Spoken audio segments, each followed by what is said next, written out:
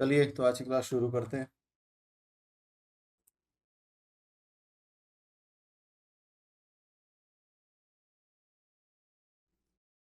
तो last class में आप लोगों ने कुछ क्वेश्चन सॉल्व किए थे और काफ़ी सारे फार्मूले अपन देख चुके थे। ट्रिग्नोमेट्री के एंड पोर्शन पर हैं हम लोग के पहले कुछ क्वेश्चन और सॉल्व करके देखते हैं।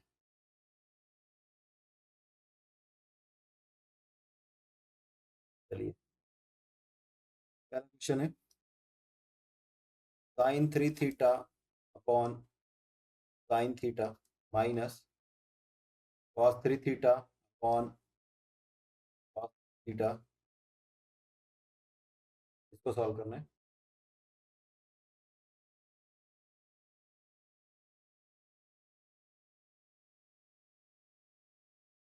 और अगला क्वेश्चन है square root 2 plus square root 2 plus 2 cos 4 theta. इसको सॉल्व करना है।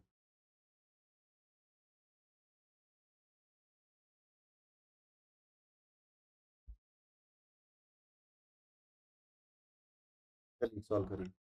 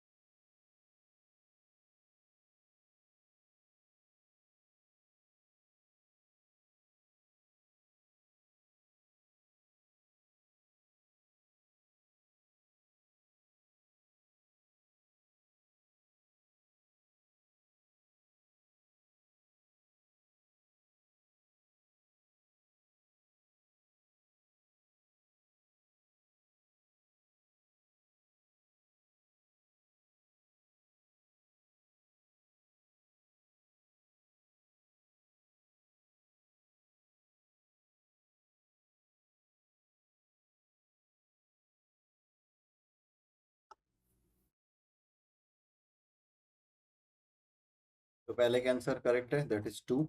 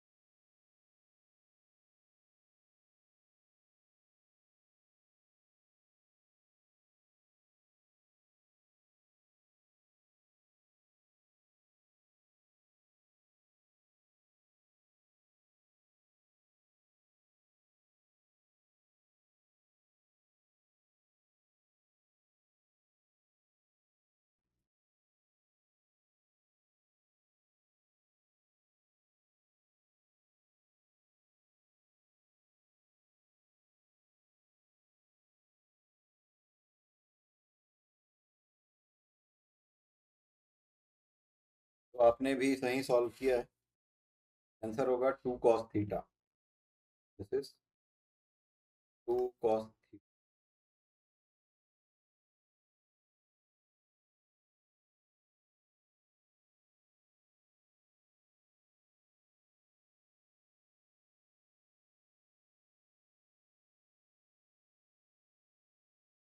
बहुत बढ़िया, चलिए आगे चलते हैं। त्रिकोणमितीय समीकरण की ओर आगे बढ़ रहे हैं हम लोग।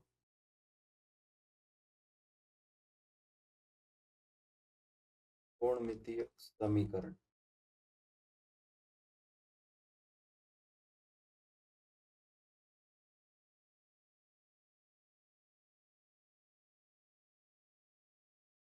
ट्रिग्नोमेट्रिकल इक्वेशंस, जैसा कि आपको पता है कि नॉर्मल इक्वेशंस पता है, अगर वहाँ पर वेरिएबल के जगह ट्रिग्नोमेट्रिक फंक्शंस इन्वॉल्व होते हैं तो ऐसा जो इक्वेशन होता है वो ट्रिग्नोमेट्रिकल इक्वेशंस कहलाता है, त्रिकोणमितीय समीकरण कहलाता है। तो बेसिकली जब हम देखते हैं इस प्रकार के समीकरण को तो दो प्रकार के हल होते हैं। एक होता है मुख्य हल, मुख्य हल इसको हम प्रिंसिपल सॉल्यूशन बोलते हैं।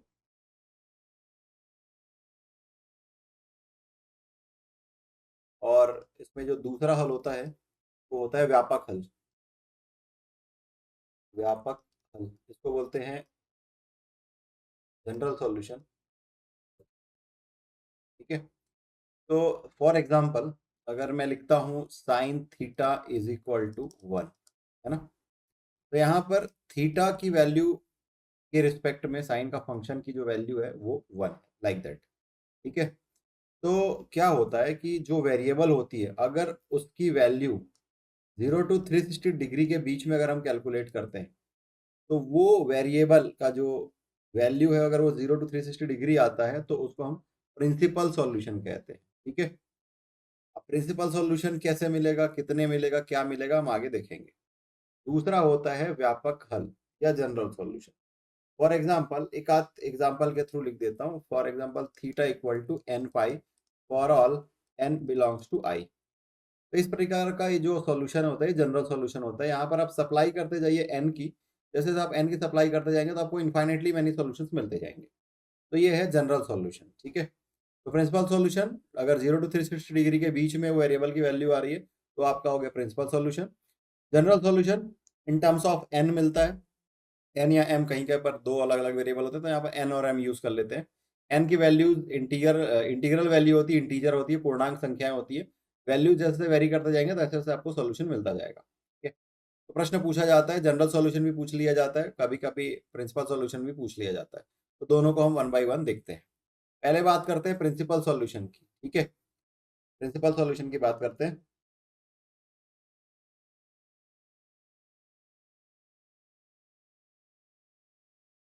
तो एक पहला क्वेश्चन ले रहा हूँ। For example sine theta is equal to √3/2। देखिए, अब अगर मैं क्वाड्रेंट ड्रॉ करता हूँ, ये 0 डिग्री की लाइन है, ये 90 डिग्री की लाइन है, ये 180 डिग्री, ये 270 डिग्री, और एक चक्कर पूरा कर लेंगे तो ये 360 डिग्री होगा। हम लिखते हैं ऑल पॉजिटिव ASTC, है ना, टी और सी। देखिए यहाँ पर साइन थीटा जो है वो पॉजिटिव है। ऑब्वियसली बात है कि फर्स्ट क्वाड्रेंट पर ये वैल्यू देगा ही देगा, और दूसरा है सेकेंड क्वाड्रेंट पर भी साइन फंक्शन जो होगा वो पॉजिटिव मिलेगा। तो इस तरीके से ये साइन फंक्शन है, इसका दो सॉल्यूशन मिलेगा जो कि इस गिवन इक्वेशन को सेटिस्फाई करता है। तो इस तरीके से कोई भी अगर आपको ट्रिग्नोमेट्रिकल इक्वेशंस मिल रहा है तो आपको दो प्रिंसिपल सॉल्यूशन मिलेंगे। पॉजिटिव हो तब भी दो मिलेंगे, निगेटिव हो तब भी दो मिलेंगे। फॉर एग्जाम्पल अगर साइन थीटा इक्वल टू -√3/2 होता तो ऑब्वियसली बात है भाई कि वो थर्ड क्वाड्रेंट पे और फोर्थ क्वाड्रेंट पर होता। कैसे निकालते हैं, मैं लास्ट क्लास में जब कॉम्प्लेक्स नंबर मैंने पढ़ाया था वहां पर आपको मैंने बताया था कि अलग अलग क्वाड्रेंट पर फंक्शन की वैल्यू कैसे कैलकुलेट करते हैं। तो साइन थीटा √3/2 ये पॉजिटिव है तो ऑब्वियसली बात है कि ये फर्स्ट और सेकंड क्वाड्रेंट पर आएगा। ठीक है, तो ये साइन थीटा इक्वल टू √3/2 जो है ये साइन π/3 की वैल्यू है। ठीक है, फर्स्ट क्वाड्रेंट में देखा जाए तो ये π/3 की वैल्यू है। तो अगर आपको याद होगा तो मैंने आपको ये बताया था कि हम क्या लिखते हैं, फर्स्ट क्वाड्रेंट में theta is equal to alpha, second quadrant में theta is equal to pi minus alpha, third quadrant में theta is equal to pi plus alpha, और फोर्थ क्वाड्रेंट पर theta equal to 2 pi minus alpha या फिर minus alpha लेकर के चलते हैं। अल्फा का मतलब है जो भी फंक्शन की वैल्यू है उसका मॉड ले लें, मॉड्यूलस ले लें तो धनात्मक मान मिलेगा, पॉजिटिव वैल्यू मिलेगी। उस पॉजिटिव वैल्यू को आप कंपेयर करके देखेंगे और आपको सोल्यूशन मिल जाएगा। तो ये तो हो गया आपका फर्स्ट क्वाड्रेंट पे। फर्स्ट क्वाड्रेंट पे अगर आप थीटा की वैल्यू पूछते हैं तो थीटा इज इक्वल टू π/3 मिल गया। ठीक है, उसके बाद में कौन सा क्वाड्रेंट मिलेगा, सेकेंड क्वाड्रेंट में अगर आप थीटा की वैल्यू निकालेंगे तो पाई माइनस अल्फा। अल्फा का मतलब है प्रथम चतुर्थांश में या धनात्मक मान जो मिल रहा है आपको एंगल का वो, तो ये π-3 हो जाएगा। सॉल्व करेंगे तो आपको मिल जाएगा 2π/3। तो इस पर्टिकुलर क्वेश्चन में थीटा की दो वैल्यूज मिल गई, थीटा इक्वल टू π/3 और 2π/3। तो ये इस पर्टिकुलर क्वेश्चन के लिए प्रिंसिपल सॉल्यूशन है। ठीक है, इसमें कोई डाउट है आपको तो पूछ लीजिए।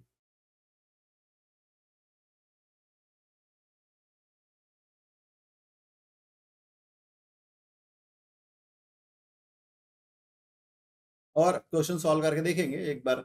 अभी हमने एक पॉजिटिव वैल्यू लेकर के देखा है, आगे निगेटिव वैल्यू लेकर के चेक कर लेंगे, ठीक है, तो आपको वो डाउट भी क्लियर हो जाएगा।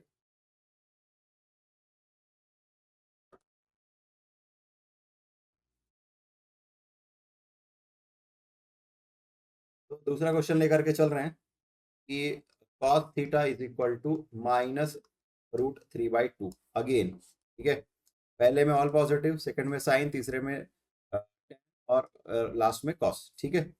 कॉस कहाँ कहाँ पर निगेटिव होता है भाई? तो कॉस निगेटिव होगा आपके सेकेंड क्वाड्रेंट पर, और आपके थर्ड क्वाड्रेंट पर जो होगा कॉस निगेटिव होगा, बाकी में पॉजिटिव होगा, ठीक है। तो मैं मान करके चलता हूं कि let cos alpha is equal to root 3/2, positive value लेकर के चलना है। अल्फा, अल्फा का मतलब है हम उसके मॉड्यूलस वैल्यू लेकर के चल रहे हैं, ठीक है। अब अगर आप देखें कि रूट 3/2 कितने डिग्री के लिए आता है वो देख लीजिए, आएगा आपके पाई/6 के लिए, ठीक है, पाई/6, ठीक है। तो यहाँ पर आपको मिल गया अल्फा इक्वल टू पाई/6। निगेटिव वैल्यू है तो थीटा लाइज इन कौन कौन सा quadrant? Theta lies in second and third quadrant, third quadrant, तीन, दूसरे और चौथे, सॉरी दूसरे और तीसरे चतुर्थांश पे यह लाई करता है। तो अगर मैं सेकेंड क्वाड्रेंट की बात करता हूं तो मैं लिखता हूं theta is equal to pi minus alpha. तो theta equal to pi minus पाई/6, सॉल्व करेंगे तो मिल जाएगा 5 पाई/6। ये एक सॉल्यूशन हो गया, ठीक है। तीसरे क्वाड्रेंट पे theta is equal to pi plus alpha लिखते हैं, तो theta is equal to, sorry ये थीटा इक्वल टू हो जाएगा पाई प्लस अल्फा, अल्फा की वैल्यू क्या आई पाई/6, सॉल्व करने पर क्या मिल जाएगा थीटा इक्वल टू 7 पाई/6। तो ये दो वैल्यू है। तो यहाँ पर हमको सॉल्यूशन मिला है, दो प्रिंसिपल सॉल्यूशन मिला है कि थीटा इज इक्वल टू 5 पाई/6 एंड 7 पाई/6। तो ये आंसर है। आपको यहाँ तक कोई समस्या है, कुछ नहीं समझ आया हो, कोई डाउट हो तो आप पूछ सकते हैं।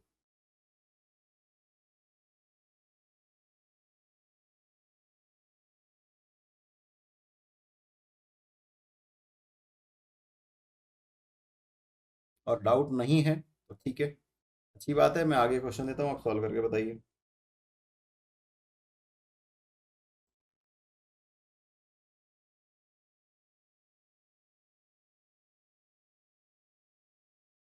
तो ये क्वेश्चन है sine theta is equal to 1/2, question number 3। आपको प्रिंसिपल सॉल्यूशन कैलकुलेट करना है। क्वेश्चन नंबर 4 है tan theta is equal to -1/√3। दोनों केस में आपको प्रिंसिपल सॉल्यूशन कैलकुलेट करके बताना है, बताइए।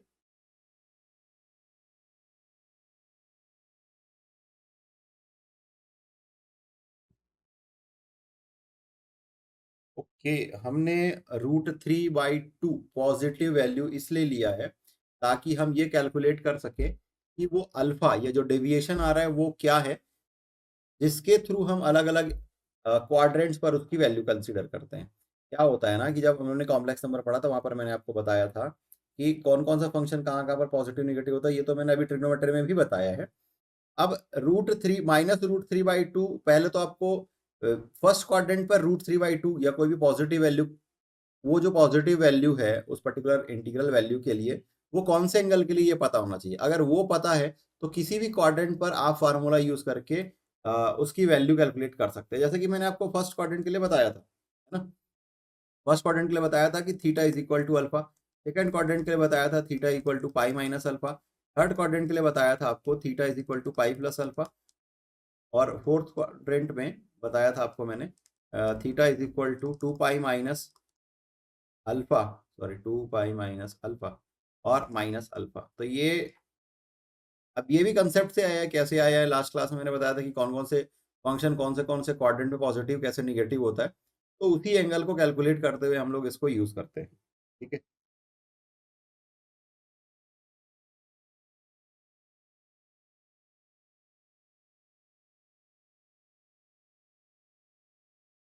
तो आपका कौन सा डाउट था, मैं एक बार देख लेता हूँ। ओके ओके, आपने sin 20 sin 40 sin 60 sin 80 वाला क्वेश्चन पूछा है, ठीक है, लाइक वो क्वेश्चन मैं आपको सॉल्व करके शेयर कर दूंगा, ठीक है।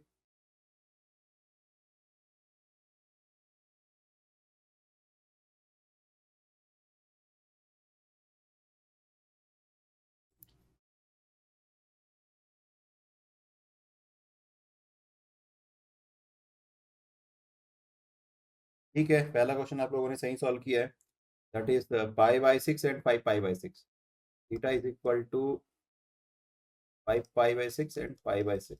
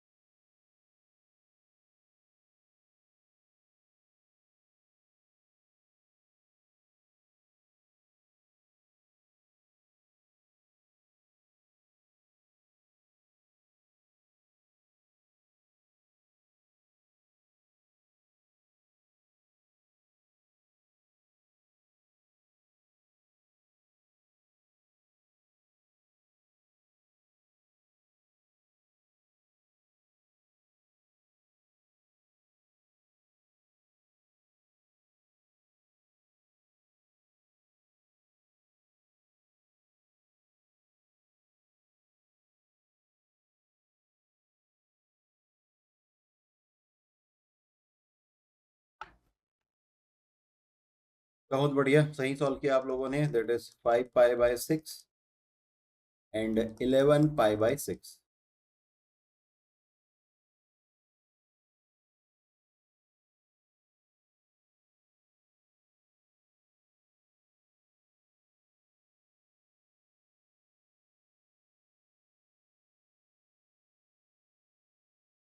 चलिए, अब आपको मैं जनरल सॉल्यूशन निकालने के लिए पहले फार्मूला लिखा देता हूँ। फार्मूला नोट कर लीजिएगा। कुछ चीज़ें हैं जो कि कंसेप्ट है वो मैं आपको बता दूंगा, ठीक है। और अच्छा है कि आप याद रख लें, याद रखेंगे तो फटाफट क्वेश्चन को सॉल्व कर पाएंगे।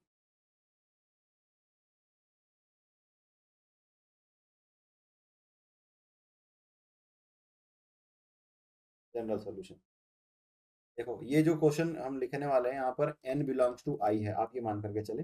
हर एक आंसर में मैं नहीं लिखने वाला जनरल सॉल्यूशन में कि n बिलोंग्स टू i, ऐसा नहीं लिखूंगा, ठीक है।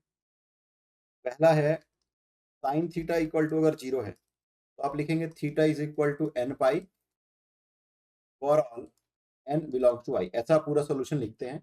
लेकिन मैं हर बार ये वाला लाइन नहीं लिखूंगा, ठीक है। तो आप मान करके चलिएगा कि बाय डिफॉल्ट आपको लिखना है। दूसरा है cos theta is equal to 0, ठीक है। तो theta is equal to 2n+1 π/2।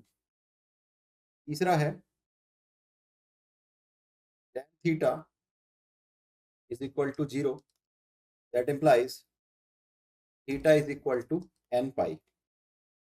तो इसको ग्रुप में याद रखिएगा, 1 2 3, 0 0 0 के लिए है, ठीक है। के बाद 4 जो है वो sine theta is equal to sine alpha के लिए है। Theta is equal to n π plus -1 का पावर n अल्फा। दूसरा है cos theta is equal to cos alpha, तो theta is equal to 2n π plus minus alpha. छठवा है tan theta is equal to tan alpha, that implies theta is equal to n π plus alpha. ठीक है, तो यहाँ पर ध्यान दीजिएगा कि यहाँ पर प्लस माइनस नहीं है, सिर्फ प्लस है। सेकेंड वाले पांचवें में प्लस माइनस है। ठीक है, तो ये तीन को एक साथ याद रखिए। चलिए इतना पहले नोट कर लीजिए, फिर अपन आगे बढ़ेंगे। ठीक है,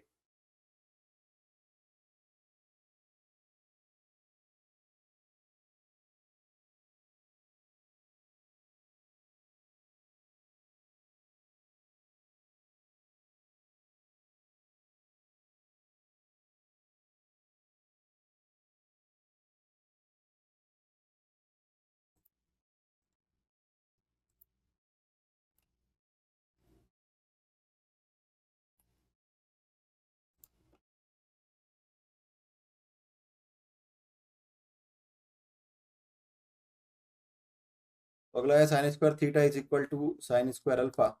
that implies theta is equal to n pi plus minus alpha.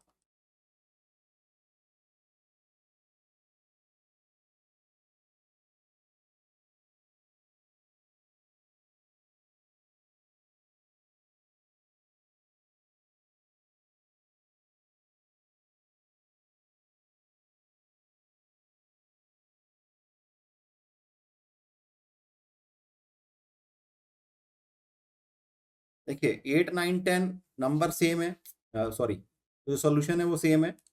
Theta equal to n pi plus minus alpha.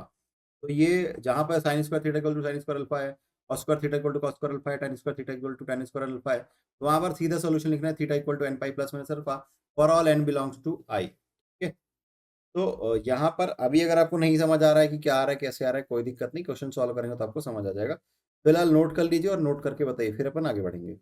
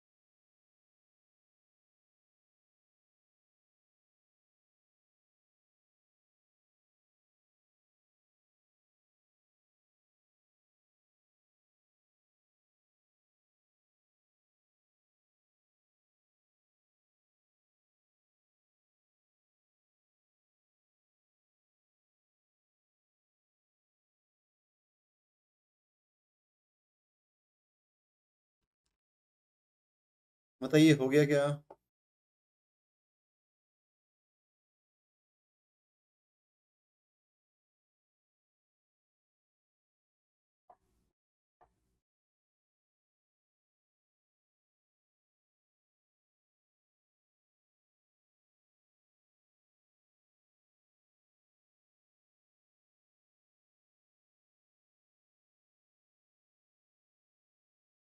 और कोई लिख रहा हो तो?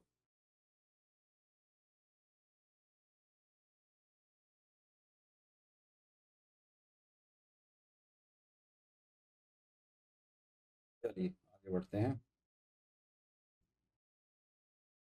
तो मैं फिलहाल एक यूनिट सर्कल बनाने की कोशिश कर रहा हूँ। यूनिट सर्कल क्या होता है मैं आपको बता चुका हूँ। यूनिट सर्कल क्या होता है?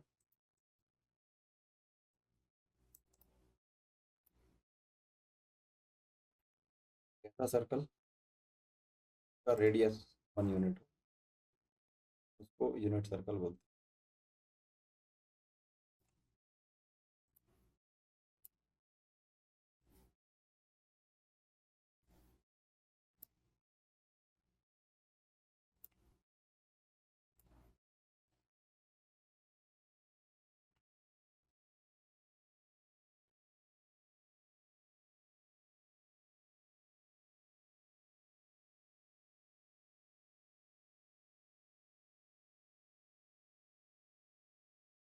चलिए ये बन गया।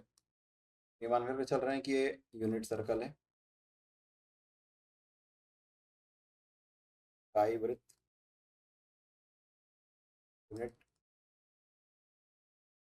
लास्ट क्लास में जब हमने कॉम्प्लेक्स नंबर पढ़ा था वहां पर हमने पी एक्स वाई और पी आर थीटा के बीच में रिलेशन एस्टेब्लिश किया था। तो हमने लिखा था x is equal to r cos theta और y equal to r sine theta, ये हमने लिखा है। अब यहाँ पर क्या है, आर इज इक्वल टू 1 है, तो सिंपल सी बात है x is equal to cos theta हो जाएगा और y equal to sine theta. ठीक है, अब ये आपका एक्स, ये वाई, ये इधर एक्स डेज इधर वाई डेज। अगर ये यूनिट सर्कल है और अगर मैं इस पॉइंट को ए दे रहा हूँ तो क्या मिल जाएगा, ये 1 0। इस पॉइंट को अगर मैं बी नाम दे रहा हूँ तो ये मिल जाएगा 0 1। इस पॉइंट को मैं नाम दे रहा हूँ सी, सी क्या मिल जाएगा -1 0। एक्स एक्सिस में वाई कोऑर्डिनेट, वाई कोऑर्डिनेट 0 होता है, उसी तरीके से ये डी है, तो आपको क्या मिल जाएगा 0 -1। देखिए ये एक यूनिट सर्कल है, इस यूनिट सर्कल से हमको कितने सारे ट्रिग्नोमेट्रिकल फंक्शन की वैल्यू मिल गई। देखिए अब cos थीटा इक्वल टू, अगर आप 0 पुट कर देते हैं, ठीक है, तो ये पहली वाली जो वैल्यू है ये 0 डिग्री के लिए है ना, x मतलब 0 डिग्री, तो ये जो 1 है ये है आपका cos 0, और ये जो साइन 0 है ये है 0। ये देखिए इस तरीके से, ठीक, ऑर्डर्ड पेयर है, कॉम्प्लेक्स नंबर पर ने पढ़ा था। ये जो है cos 90 है, cos 90 0, sin 90 1, ये ऑर्डर्ड पेयर इसको रिप्रेजेंट कर रहे हैं। इसी तरीके से ये कितना डिग्री है, ये 180 डिग्री है, ये 270 डिग्री है ना। तो cos 180 डिग्री जो होगा ये -1 है, sin 180 डिग्री 0। इसी तरीके से ये क्या है आपका cos 270 डिग्री और sin 270 डिग्री। अगेन एक पूरा चक्कर पूरा कर लिए फिर से, तो क्या मिल जाएगा cos 360 डिग्री sin 360 डिग्री, है ना। ये अगेन ये हो जाएगा 1, ये हो जाएगा 0। तो इस तरीके से एक ऑर्डर्ड पेयर यूनिट सर्कल में जो 4 पर्टिकुलर क्वाड्रेंट्स आ रहे हैं, वहां पर जो इंटरसेक्शन है सर्कल का यूनिट सर्कल के साथ, तो उसके कोऑर्डिनेट से लेकर के आप इस तरीके की वैल्यू को आइडेंटिफाई कर सकते हैं।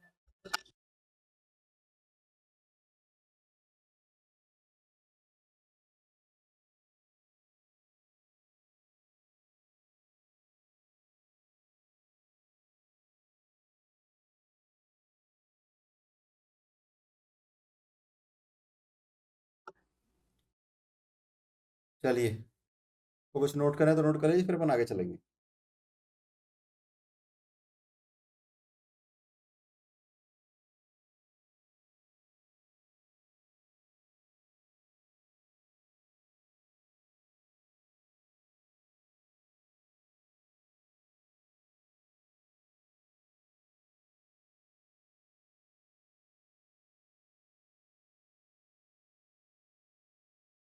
तो अब हम आगे जा रहे हैं जनरल सॉल्यूशन पर, ठीक है। तो अभी थोड़ी देर पहले मैंने जनरल सॉल्यूशन का जो आपको फार्मूला लिखाया है वो आपके सामने होना चाहिए, याद होना चाहिए, फिर क्वेश्चन को आप सॉल्व कर पाएंगे, ठीक है।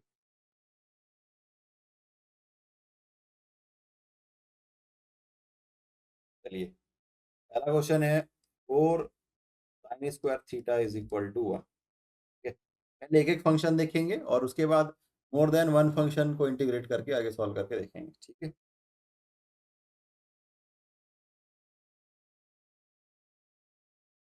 तो ये हो जाएगा sin square theta is equal to 1/4, that implies sin theta is equal to ±1/√2,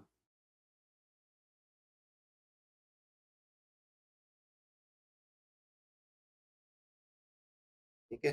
तो ऐसे सॉल्व नहीं करना है, यहाँ पर जाकर के मामला गड़बड़ हो जाता है। ये तो ठीक है, प्रिंसिपल सॉल्यूशन निकालना है तो आप निकालेंगे, ये ना करेंगे, यहाँ से हम आगे करेंगे। देखिए ये साइन स्क्वायर थीटा है ना। तो लास्ट क्लास में अपन ने क्या देखा, अभी थोड़ी देर पहले क्या देखा था हमने, sine square theta is equal to sine square alpha. तो क्या होता है, theta is equal to n pi plus minus alpha for all n belongs to I, है ना। तो इस फॉर्मूले का हम यूज करेंगे यहाँ पर। थीटा प्रिंसिपल सॉल्यूशन जो होगा ये क्या हो जाएगा 5/6 हो जाएगा। तो यहाँ पर अल्फा ये अल्फा हो जाएगा ना, सॉरी ये अल्फा हो जाएगा, अल्फा इक्वल टू पाई/6 हो जाएगा। तो पाई/6 का स्क्वायर करेंगे तब आपको मिल जाएगा, साइन पाई/6 का स्क्वायर करेंगे तो मिल जाएगा आपको 1/4। इसको क्या क्या लिखने वाले हैं देखिए, sine square theta is equal to sine square पाई/6, ठीक है। तो that implies theta is equal to n pi plus minus alpha. Alpha क्या है, पाई/6 for all n belongs to I. ये इसका जनरल सॉल्यूशन है। कैसे कैलकुलेट किया आप लोगों ने देख लिया, कुछ डाउट है पूछ लीजिए।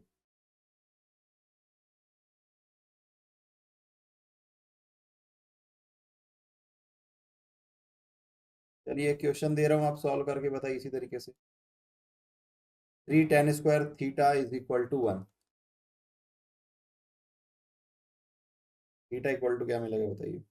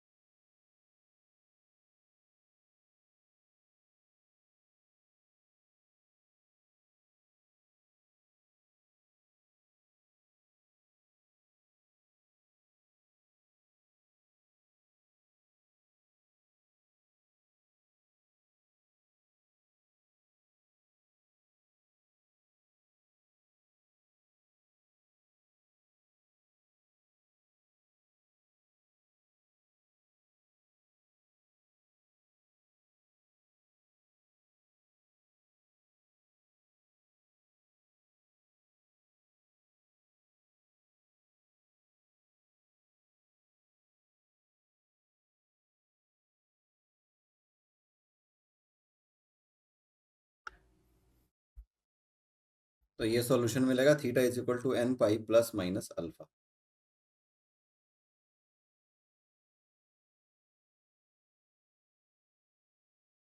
अल्फा की जगह में है पाई/6, तो ये हो गया theta is equal to n pi plus minus पाई/6 for all n belongs to I.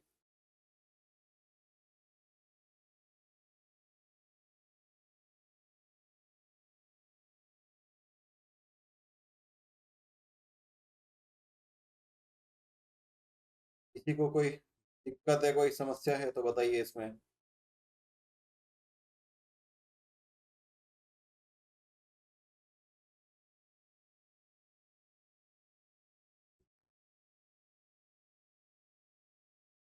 General solution calculate करना है, sine theta is equal to √3/2, question number 3। Number 4, √3 tan theta plus 1 equal to 0। Question number 5,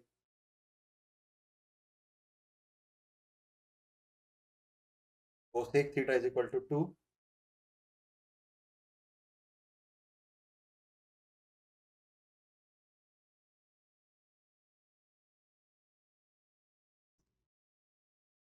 ये है 2 cot² theta is equal to cosec square theta. Solve करिए।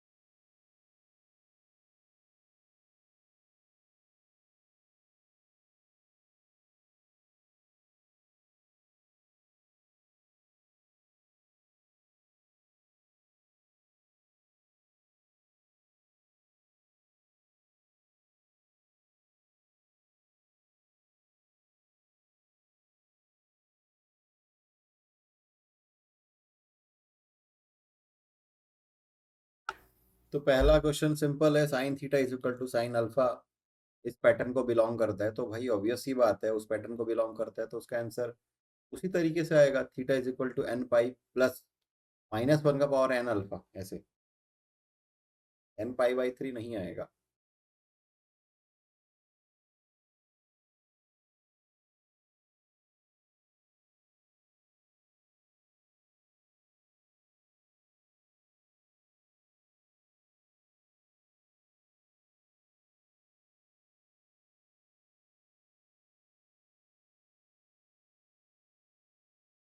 ठीक है, आगे बढ़िए।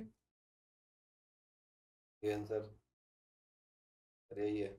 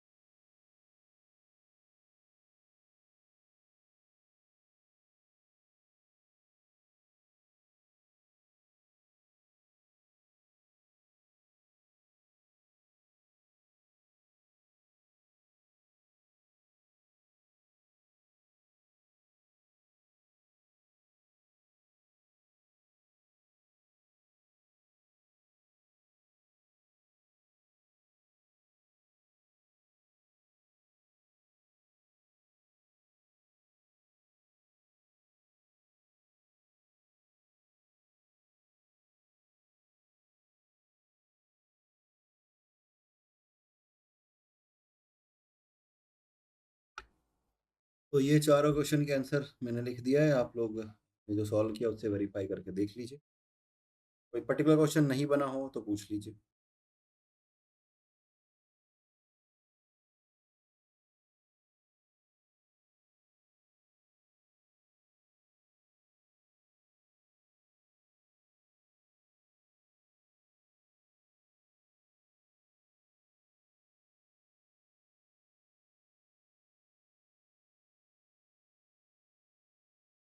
चलिए आगे बढ़ें।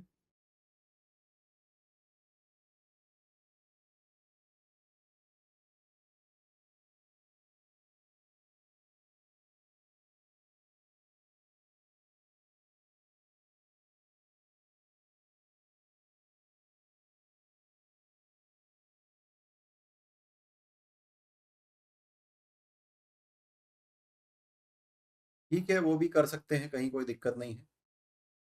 ठीक है, आप देखिए, ऑप्शन में क्या है ना, अभी माइनस का मतलब है कि हमने एंगल का मेजरमेंट एंटी क्लॉकवाइज ना करके क्लॉकवाइज कर दिए है बस।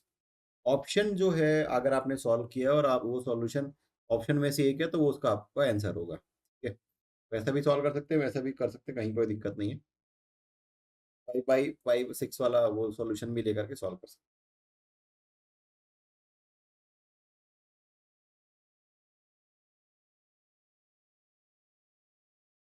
Question number 6।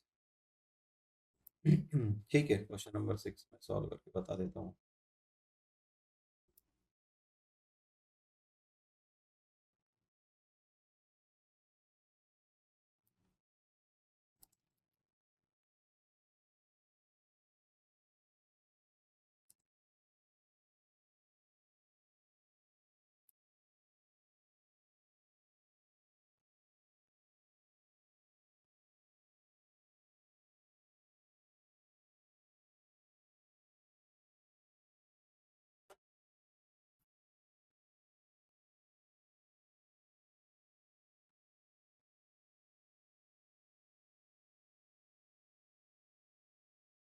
तो यहाँ से इसको लिखा जा सकता है 2 cot² theta is equal to 1 + cot² theta. दो अलग अलग फंक्शन है, उसको किसी एक फंक्शन के फॉर्म में कन्वर्ट कर लेंगे। या तो पूरे इक्वेशन को कोसेक में कन्वर्ट कर लीजिए या तो पूरे को कॉट में कर लीजिए, ठीक है। तो मैंने यहाँ पर कोसेक को कॉट में कन्वर्ट कर लिया, ठीक है। अब ये लेफ्ट साइड में आएगा तो मुझे क्या मिल जाएगा, cot² theta is equal to 1, है ना। अब यहाँ से आप इसको क्या लिख सकते हैं, cot² π/4, ठीक है। tan 45 डिग्री या cot 45 डिग्री दोनों की वैल्यू होती है 1। cot² theta is equal to cot² alpha, तो tan में भी कन्वर्ट करेंगे ना तो वही सॉल्यूशन मिलेगा, ठीक है। तो theta is equal to n π ± π/4 आ जाएगा for all n belongs to i। ये आंसर है।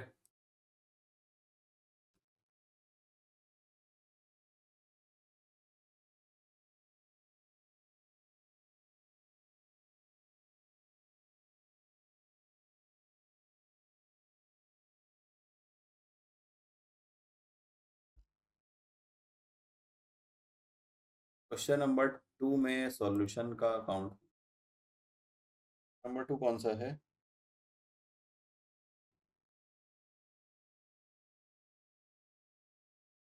ये 3 tan² theta is equal to 1।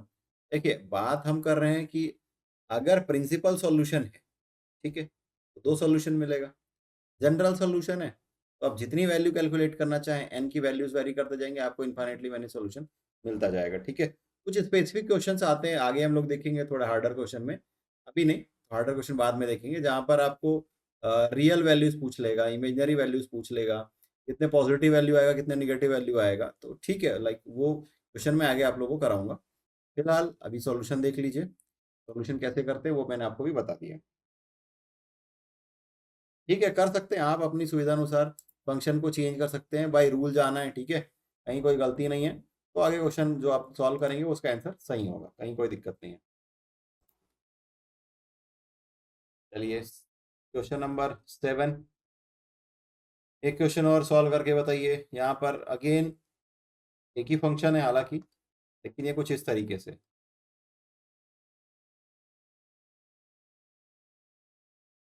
2 tan A/(1 - tan² A) is equal to 1/3, इसको सॉल्व करना है। सॉल्व करने का मतलब है जनरल सॉल्यूशन आपको कैलकुलेट करके बताना है।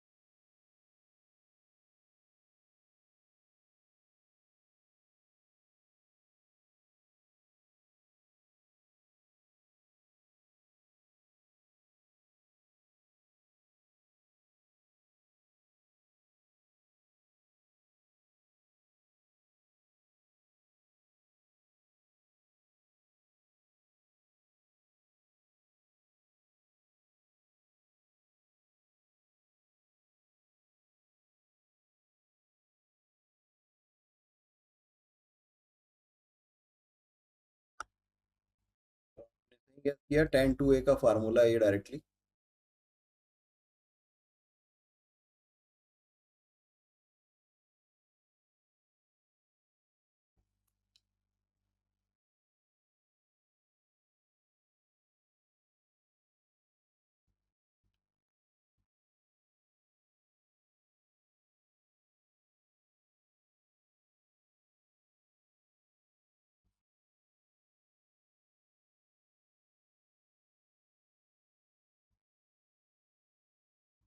चलिए इसको सॉल्व करके बताइए।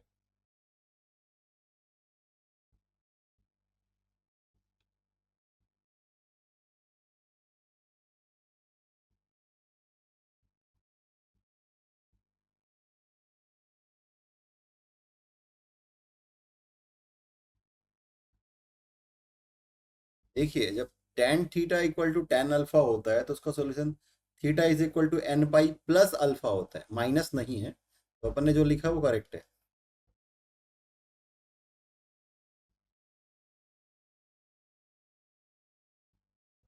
ओनली प्लस साइन होगा।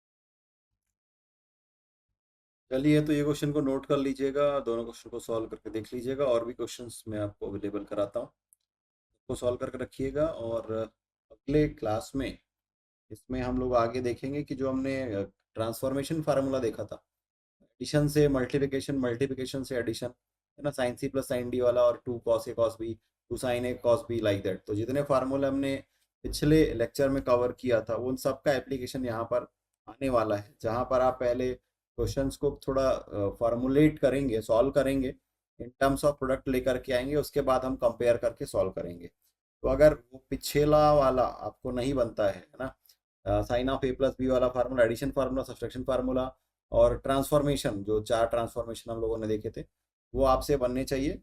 वो आपसे बनता है तब हम आगे बढ़ पाएंगे। तो अगली क्लास में मैं कोशिश करूंगा कि ये ट्रिग्नोमेट्रिकल इक्वेशंस वाला जो चैप्टर है वो बाइंड अप हो जाए। ग्राफ का थोड़ा सा कंसेप्ट है वो मैं आपको अगले लेक्चर में कवर करा दूंगा। ठीक है, तो यहाँ तक कोई समस्या है, कोई डाउट है, कुछ पूछना चाहते हैं तो पूछ सकते हैं।